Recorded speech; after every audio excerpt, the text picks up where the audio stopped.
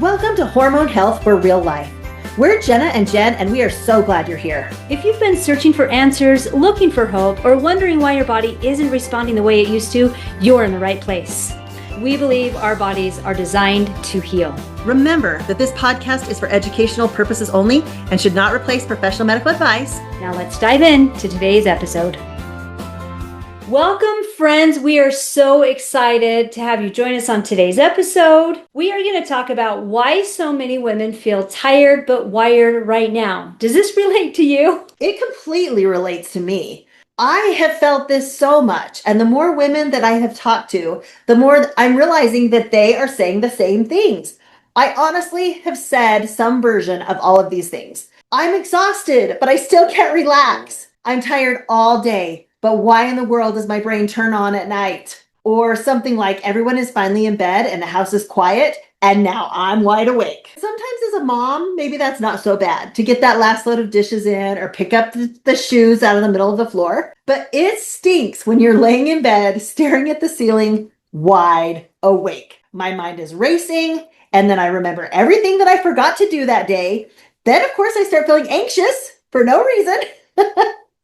And then I pick up my phone to check something and end up scrolling on it endlessly when I should be sleeping. And then maybe, finally, I drift off to sleep, only to wake back up at 2 or 3 in the morning and I'm wide awake again. You guys, this really has been a problem for me for years. This tired but wired feeling is something that we're finding is happening more and more with women that we talk to. As we talk to women from all over the place, figure out what their hormone struggles are. A lot of these things have been relatable to us, and we are finding they're relatable to so many other women. So if this relates to you, join us as we address some of these questions and figure out what's going on. The reality is, as women in the world today, we're just carrying so much. We have all the physical demands on us, which kind of makes me laugh when I say that, right? Because I'm not out milking the cow or washing my laundry over a fire in my yard. But there are still physical demands, but it's more subtle, like all the toxins in our world today, all of that toxic load that we have, and just trying to keep up. And then we have the emotional load, which I think is far more easy to recognize. The stress and the overwhelm and the frustration that we can feel. And then we get the mental load, all of those lists of things going on in our head. We've got dings from our phones. We have timers doing this and reminders doing that. And all of that just plays into this overwhelm and this nervous system overload that we tend to live with. So we're physically exhausted. Our nervous system never feels safe enough to fully rest. There's actually a name for this. In today's modern world, it's called rushing women's syndrome. And when I first heard that, there was this light bulb that went off in my head. I'm like, yes, I feel that. And I've tried to push against it. And then I see so many other women dealing with this. We're going to work. We're dealing with the kids. We have to do everything, and sometimes feel like we have to do everything perfect. The stress of this world has almost become normal. And it started to hit me when I would see someone I hadn't seen in a long time, run into them at the grocery store or see them at an event and say, hey, how are you doing? It's so good to see you. You know, we have this little mini conversation and it always ends up with busy. Yeah, life's been busy. And I started to hate using that word because I saw it as all of a sudden it was an excuse to not be connecting with my friend who I would have loved to have connected with, but we just used the excuse of being busy. And I thought, well, I really am busy, but I'm doing the things that I'm choosing to be doing. So I didn't want my mind to just settle in and be okay with busy. I wanted to be more intentional about life. And so that's what I'm striving to do. And it's hard. It's like a constant challenge to be so intentional. I think we say that we're busy sometimes just out of habit. I don't even know that we recognize what we're saying. Either being busy all the time for real or telling our subconscious all the time that we're just busy, there's long-term stress effects that can happen just from that. And that's why this is called rushing women's syndrome. So some of the effects that we see are a change in our energy levels, usually less energy, not more energy, right? So you feel tired, you feel sleepy, your hormones change and they usually get more imbalanced if you're living in busy all the time. And because of that, your cravings are going to increase. Your mood is going to be all over the place. Your focus might be in and out. And then, of course, your menstrual cycles can get out of whack. Your digestion might be a problem. Your ability to feel calm might feel like it's out the window. And it just kind of dominoes. It feels like a snowball. And then you're like, what's wrong with me? But you've got to start somewhere. So we don't want this to feel overwhelming. So we're going to talk about, what does it really mean to be tired but wired? And why does your body get so stuck in stress mode? We're going to give you some simple ways to support your nervous system, because you've got to have somewhere to start.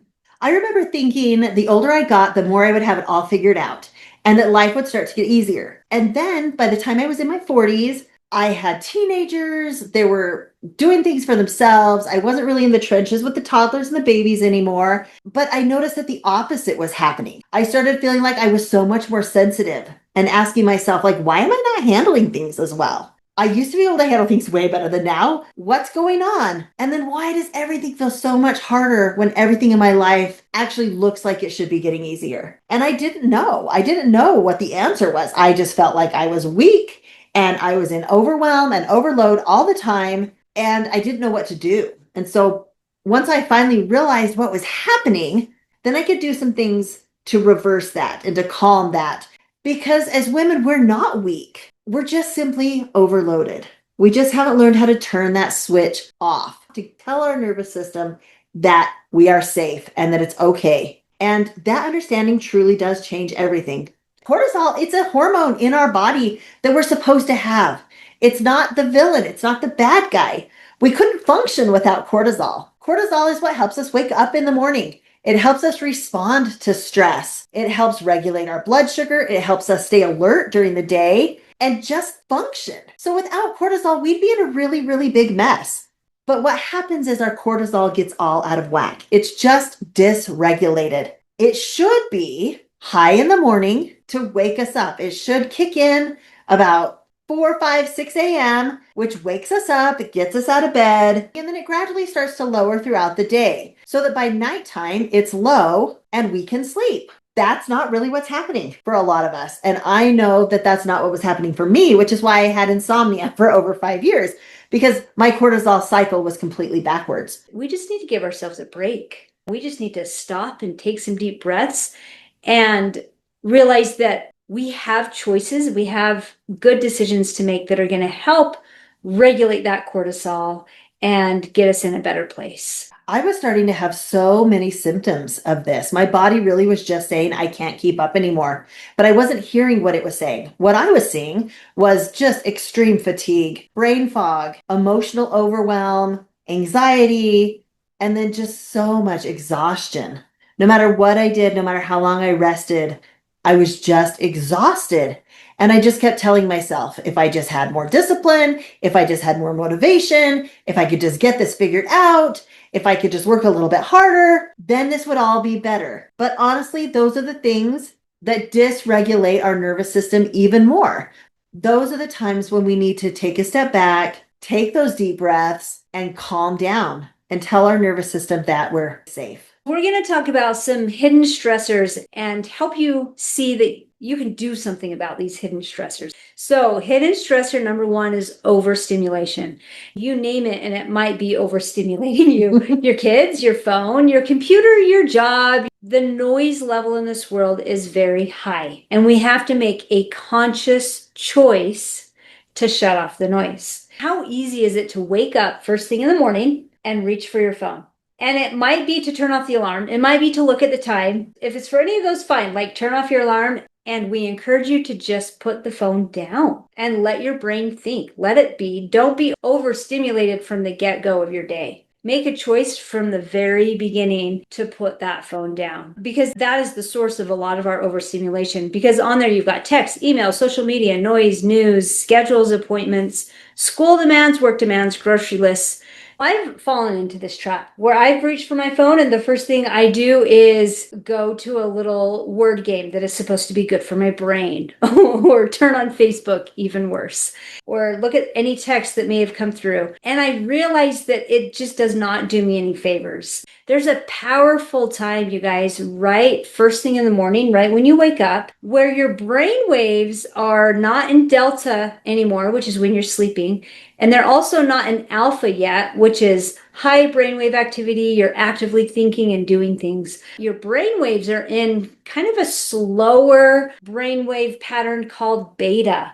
It's a perfect time for meditation, reflection, prayer, positive affirmations for the day, and really just thinking through what you want your day to be without letting technology take you a million different directions from the get-go. If you're ready to start your day without overstimulation and set the pattern for the rest of your day, then we invite you to maybe just check your phone, turn off the alarm, put it down, and spend 5 minutes in some really intentional, thoughtful meditation and prayer to start your day while your brain is in the beta state. And the input that you give it is actually going to be more impactful and more meaningful to your subconscious when you take the time to do it. That's really cool. You can choose any type of affirmation to put in there. Some good ones to start with are like, today's going to be a great day. Your brain is a supercomputer and you're giving it the input. So even if it doesn't end up being a great day, your subconscious is going to be trying to prove to you what you tell it the application to run is. And if it's today's going to be a great day, then at least that's a good starting point. Another good one is I am grateful for, and think about 5 things you're grateful for right from the beginning of the day. What you're doing is you're just setting intentions for what the rest of the day is going to look like. And you get to choose what that is first thing in the morning. I love that. The second hidden stressor that we want to talk to you about today is blood sugar instability. I am so guilty of this one. It's a hard one. I love sugar. I will fully admit that I am addicted to sugar in all of its delicious forms. It's not always that we're just eating candy, right? Like a lot of us, we really know better than that. But so many other things affect our blood sugar. The types of food we put into our body, the times of day we put them into our body, all of those things absolutely affect our blood sugar. Things like skipping meals, things like living on caffeine, eating mostly carbs first thing in the morning, and just not eating enough protein all affect our blood sugar, which is why this is a hidden stressor. Because sometimes we don't really even think about those things as causing our body stress. But when we eat those carbs first thing in the morning without adding in the protein, it gives us a blood sugar spike. And then our insulin has to kick in to lower our blood sugar, and our body is fighting against itself all day long just to create that blood sugar stability that we need. So what tends to happen is that we wake up, we already feel stressed, and we need that little boost to wake ourselves up. So we grab some caffeine without eating first, and then we run out the door, calling that energy drink our breakfast. We don't eat any protein with it. So then we crash later. And because we're in crashing mode, we usually will just grab some sugar to get us through. So it's just this vicious cycle that we put ourselves through every single day, and then wonder why we feel anxious and shaky and emotional and exhausted and then wired again at the end of the night. Sometimes what feels like anxiety is actually just our stressed out nervous system trying to stabilize us. But it's a very unsettling feeling. So we've got to really dig in and help our nervous system feel safe and feel stable. So how do we combat that? We have to get some protein in our system first thing in the morning. We're not saying give up your caffeine, but we're just saying start with protein. Now, in my mornings, I'm not really up for going upstairs, cooking eggs, making a huge breakfast. So I have learned to get protein first thing in the morning through bone broth. It's been a very easy way. I can just warm some up and drink that first with a little bit of added collagen, which boosts the protein level. And that's how I start my day. And then I can go off to whatever it is I need to do for the next hour or two. And then I can circle back and really eat a meal. But all bone broths are not created equal. So when you're looking for a bone broth to purchase at the store, make sure you check the nutritional label on the back and make sure that it is a bone broth that's giving you about 10 to 15 grams of protein per cup, because that's really where you want to be if you're going to use bone broth first thing in the morning. Some people that I've talked to just keep boiled eggs in their fridge, so they can just very easily cut up some boiled eggs, warm them up really quick, and eat those quickly. Maybe it's even just a protein shake or a protein meal bar, but just some way to get 15 to even 25 or 30 grams of protein first thing in the morning will make all the difference. If high cortisol is an issue for you and you're experiencing a lot of things that we've talked about, then you should be getting that breakfast first thing in the morning. I tend to intermittent fast, and so oftentimes I'm not eating breakfast until 10 or 11 in the morning. Whenever you break your fast, be sure to get that protein in there. The other thing to work on your blood sugar instability, if you're feeling crashes a couple hours after you eat, then you need to help your body expend the energy in a more natural way. You feed your body food, your body starts to break it down, and it delivers glucose to your system so that you can move, so that you can do things, right? You can get up and walk, you can think, you can manage your day, and then insulin's got to come and let it into your cells. And if you don't move or don't use that energy, your blood sugar can also be all over the map. So don't eat and sit. Eat and move. Go on a walk, do a quick burst exercise for 5 minutes, just do some squats. There's a lot of things that you can do right there to help stabilize the blood sugar. Hidden stressor number 3 is decision fatigue. That sounds familiar. Who's felt that? It sounds kind of funny that it even has to be like a thing that we talk about. But then we start talking about all the decisions we make in a day, and it's like, yeah, that is kind of exhausting, isn't it? I know I get to the end of the day sometimes and my husband will say, "Hey, let's go out. What do you want for dinner?" And like my brain goes blank. I'm like, I literally cannot make another decision today. Just feed me something. Like Exactly. it's bad. It's bad. One of the big ones, if you're in charge of cooking for your family, is what's for dinner. And when you're asking that every day at 5 p.m., that's exhausting. What the kids need, you're making decisions for your kids all the time. You're running schedules, you're thinking about what to buy, what food to have in the house. There's a lot of decisions that need to be made. And it feels like when you're on your computer and you have all these different tabs open and you're switching from tab to tab with all your decisions, that's very real for me. Well, and then I noticed that my computer starts slowing down. And I'm like, why is my computer giving me grief? Oh, because I've got 500 tabs open and I have to start closing them. So kind of the same thing in our brain. We've got to figure out a way to not have so many decisions to make every day. How do we simplify? What do we do? I'm a list maker. I'll make a list when I have time. I will sit down and make a list of the dinners we're going to have that week so that it doesn't have to be a surprise every day. I'll just know what's for dinner. I'll make chore charts for my kids and cleaning schedules. And I know that takes a little bit of time up front, but just taking that little bit of time up front really does quiet all of that decision making and that noise in the day to day. Our nervous system really starts to crave things like simplicity and safety and just a few minutes to stop and breathe. And that makes so much difference in our day to take those few minutes to stop and breathe.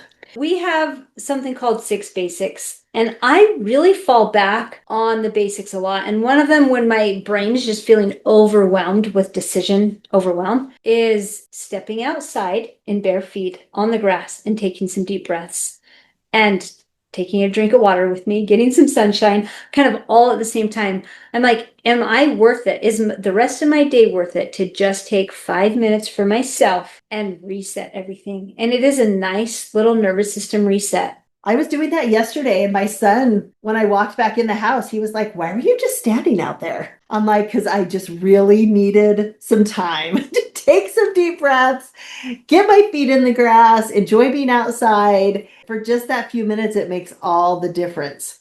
I would love for all of this to be fixed with just a magic pill. There's so many things in my life that I wish could be fixed with a magic pill. And this is one of them. But honestly, of course, there's no magic pill. Mm-hmm. And we do have to start making some changes.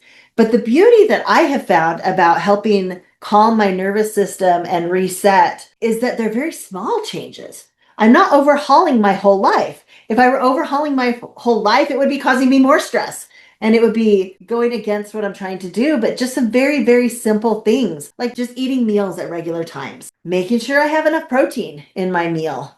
I love to set myself up to have slower mornings. I try not to schedule things too early in the morning because I want to be able to stay in bed that extra minute and do that affirmation, take those deep breaths, get up slowly, do my exercise routine, get in my protein. There's these things that need to happen first thing in the morning for me. And if I've scheduled myself with an appointment too early in the morning, they just go right out the door. So slower mornings are so important. And part of that morning routine is getting outside into the morning sunlight. We will talk about that later because it's so important. Getting that first morning sunlight into your eyes tells your body, hey, it's daytime.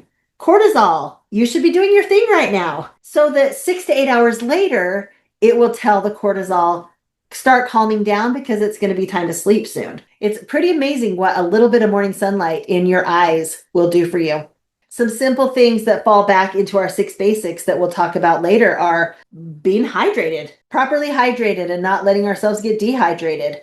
And then deep breathing. I find myself taking such shallow breaths sometimes, and I have to just stop and take a couple of really deep breaths and maybe go outside and go for a walk and tell my nervous system, we're safe. It's okay. We're safe. That's an affirmation that I've really started loving is just telling myself, we're safe. We're safe, which is funny because I don't live in a place where I feel unsafe. There's no reason my body should not be feeling safe. But for some reason, all of this overstimulation and all the ways that I treated it all these years have made it feel very unsafe. I've got to correct it by telling my body that we're safe. It's interesting to talk about taking your morning a little bit slower. And before you shut your brain off to that, thinking, I don't have time, because we've been there. We know what this rushing women's syndrome feels like. I get it. There's schedules, there's things that need to happen, and there's seasons when you're going to be busier than when you're not. But a couple of thoughts there. Maybe you can wake up 10 minutes earlier and have a 10-minute slower morning. But also teach your kids that it's okay to take the time in the morning to pause, reflect, meditate, pray. They need to learn these life skills for them too. So just to recap a little bit, here are a couple of very small baby steps that we can all take every day that will really help create the feeling of safety in our body and help reset our nervous system and quiet down that cortisol that can sometimes be out of control when we don't want it to be. Number one, take a few minutes for yourself first thing in the morning, whatever that looks like. Try to do it when your brainwaves are in a beta state. You can put positive messages into your subconscious and go forward from there. It only takes a few minutes. It's a very easy baby step. And number two is get that protein in first thing in the morning. Don't just grab a piece of toast as you're running out the door. Get that protein in however you can. Even if it's a protein bar or just some bone broth, start the day with protein. Number three, get outside early. The morning sunlight is powerful. If you can't get outside early, get outside sometime during the day for sure. But morning sunlight helps regulate your cortisol from the get-go. It's going to improve your sleep cycles, and it's going to overall just support your immune health. So give yourself that gift. And number four is reduce the stimulation anywhere that you can. Maybe when you're driving in the car, don't turn the radio on and just sit in the silence. Don't keep the TV running in the background all the day. Maybe set some time during the day with your phone down to just sit and take some deep breaths instead of continuously scrolling. And do what you can to stop the multitasking. All of those things will help reset the brain. Really, what today's episode is all about is paying attention to the rhythms. Get your regular meals, your regular sleep, your regular light. It sounds like such a simple answer to such a complex problem. But I promise, as you start incorporating some of these positive, slower rhythms into your life, you're going to start to feel a difference. So if you're struggling with these things, just remember that your body's not broken. It's just trying to communicate with you. And that when we can start listening to what our body is communicating with us, we can make the changes that our body needs. Our body has been protecting us for a really long time. We need to honor it, and we need to tell it that it's safe and give it the cues that it is safe. If you're looking for some ways to physically signal to your body that it is safe, there's some yoga poses, there's some physical things that you can do that will tell your body that it's safe. And we have that in a handout that you can find the link to in the show notes, and you can download that. It's 7 easy physical ways to turn off the cortisol. Thanks for spending time with us today. We're really excited to build this community together. We've got a lot of really great tips to share as we continue moving forward. So if you like this episode, please subscribe, leave a review, share it with a friend, and we'll see you next week.